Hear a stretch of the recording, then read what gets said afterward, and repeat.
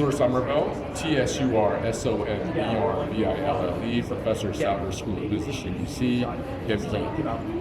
So I was asked to come in and talk a little bit about the approach that was done in British Columbia to model what were going to be the effects of what at that time had been a proposed provincial policy to essentially upzone all single-family neighborhoods. So I, with a group of others, and I worked on a modeling exercise to say, if the province essentially said all metropolitan areas have to upzone single-family areas to allow anywhere from 3 to 6 units per lot, what would be the effect of that on housing supply and on prices?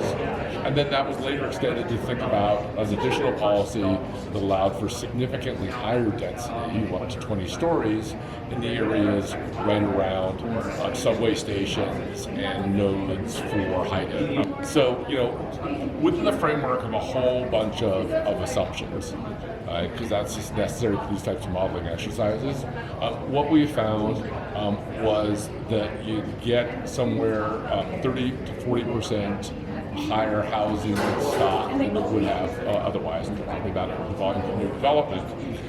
And that particularly for the prices of multifamily units, so thinking about strata units, townhouses, and condos, in the city of Vancouver, those prices would be about 25% lower than they would have been otherwise.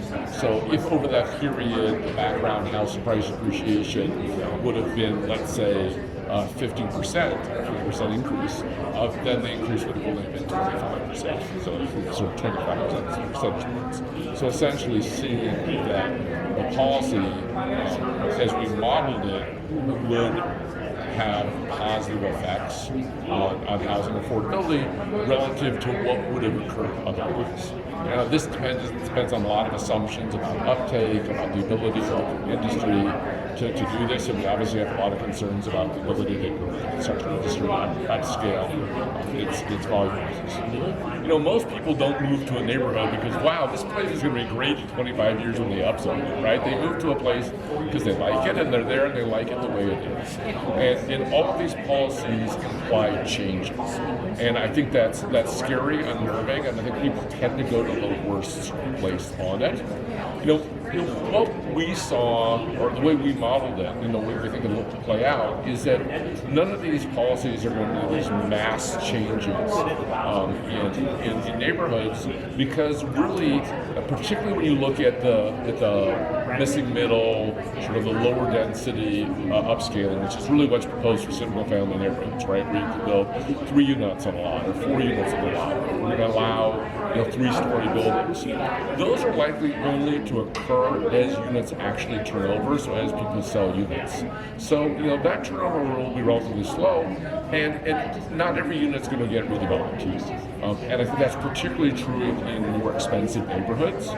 So, you'd see a gradual change, but even that gradual change means a significantly higher level of new construction than you would see otherwise. Because all of a sudden, instead of having, to use Calgary as an example, the only place you get new units is in the East Village and in the Beltline.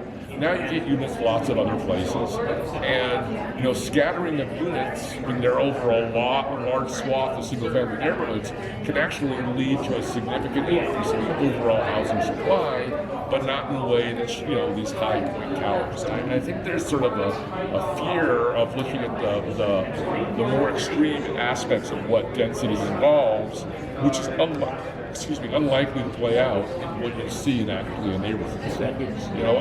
A unit with 4 units in it isn't necessarily dramatically larger in its massing than what you might see if someone bought an old house, tore it down, and built the largest single family building, right?